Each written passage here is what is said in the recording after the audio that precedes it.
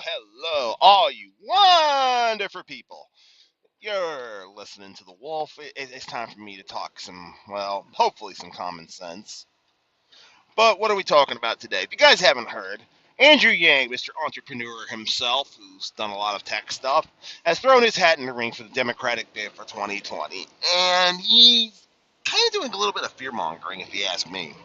Because he's talking about all these jobs are going to be destroyed by automation. He wants to spend money to, retrain all these people.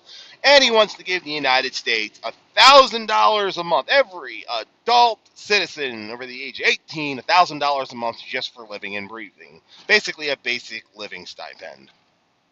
Which, according to the last census, there's 253 million people in the United States or United States citizens who he wants to give $1,000 a month for, which equates to $253 billion a month. Let that sink in, people.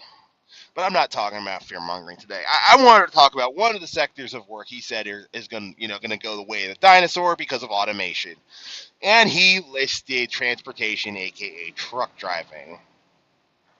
I heard this shit and started giggling. And I'm like, I know exactly what he's talking about, and no, he's totally fucking wrong. Now, if you guys don't know a lot about the trucking industry, lately there have been trials of self-driving trucks, quote unquote. Now, basically, if you don't know, a lot of modern trucks these days, including mine, has a forward-looking radar. It basically, if under cruise control, when we control the steering wheel, it basically tells us, hey, is there something ahead within a certain amount of time? If we're about 3.5 seconds away and we're closing in on it, if we don't take control ourselves, the truck will slow itself down on cruise control and get at a steady speed where it stays about 3.5 seconds behind the truck. It's highly annoying because if you're going slower than an object, let's say the object in front of you is going 60 miles an hour, your truck will slow down to 60 miles an hour. And suddenly you're paying attention and you're like, wait a minute, why do I feel like I'm going slow? You look down at your speedometer and it's like, oh, that's why. I just lost 6 miles an hour because of the jackass ahead of me. So you speed up and you go around him, you get off cruise control. Now, don't exactly quote me on this, but basically the self-driving truck is an evolution of that forward-looking radar. Now, this is what the truck can do. A truck driver can put it on the interstate, click the speed he wants, and tell it to self-drive. And from there, it's the forward-looking radar, but instead of just it controlling your speed, it's now controlling your steering wheel. And the only thing this truck can really do is drive down the interstate.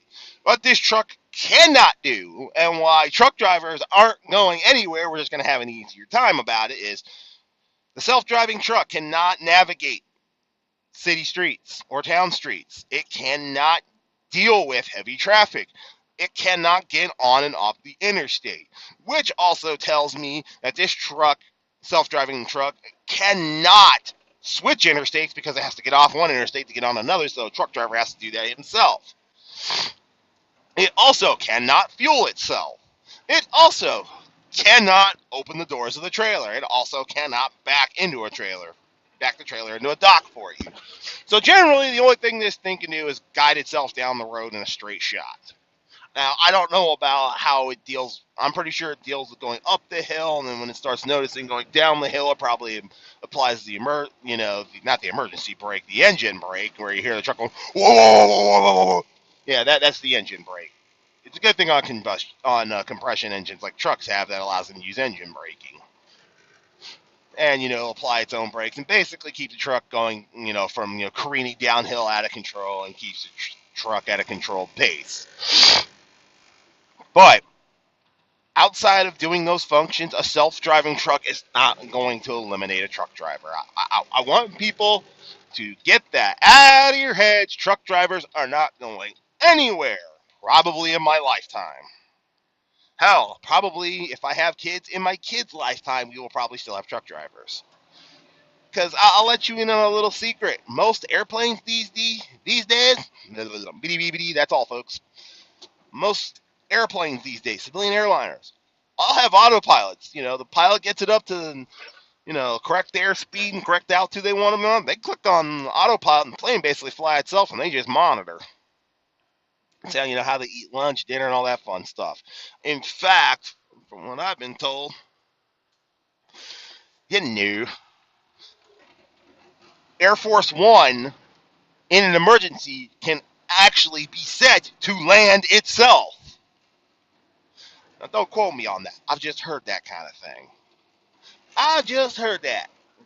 It's not known for a fact, but hell, I've heard that the autopilot on Air Force One again can do basic evasion, set off chaff and flare that the planes have inside. Now, this isn't confirmed. I don't know this. This is just rumors, but it's not gonna be doing loop-de-loop and barrel rolls. But it can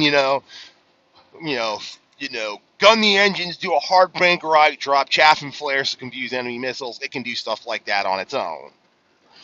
That's what I've heard. Don't quote me on it.